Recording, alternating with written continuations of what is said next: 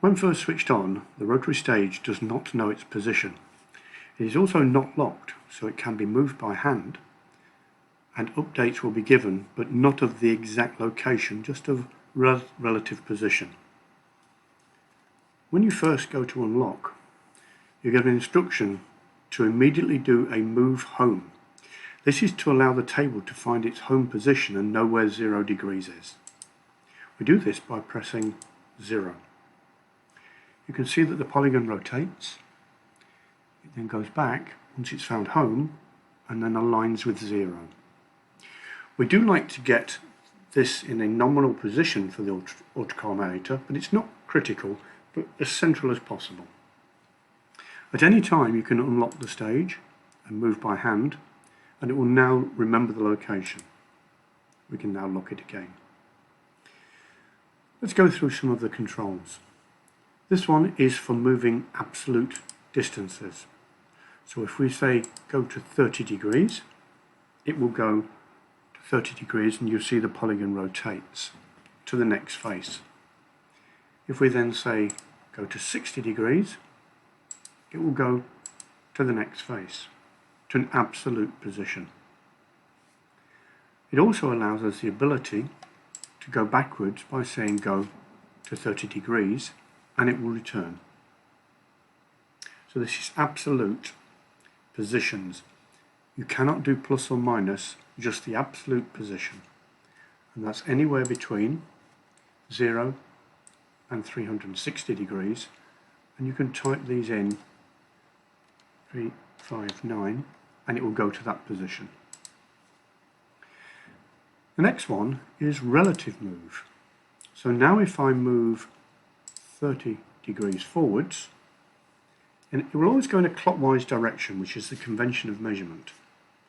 It has now gone to 60 degrees. If I now say again relative movement plus 30, it will now go to 90 degrees.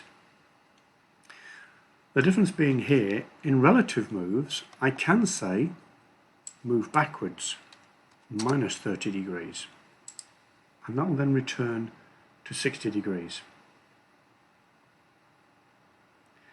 Both of these are what's called external angles. The external angle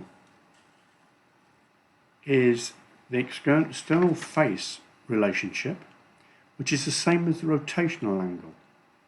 There is an option here to do the internal angle. We can do that using this command.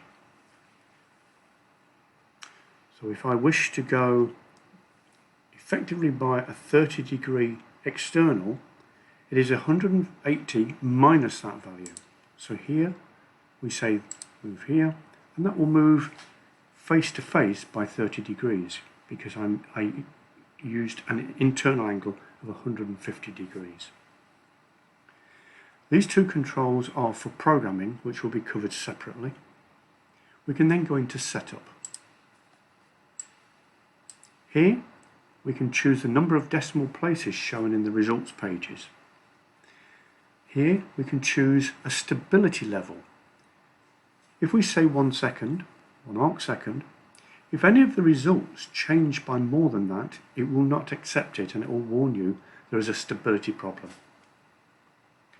Here we can choose the columns which are shown on the results page.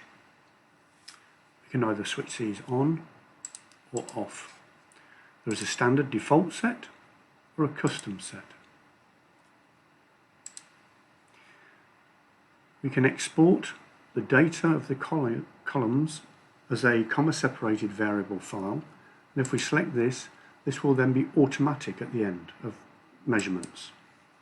And lastly, we're allowed to set tolerance values. This is from face to face, face to 0, or y-axis or pyramidal error, and this will say pass or fail against these criteria.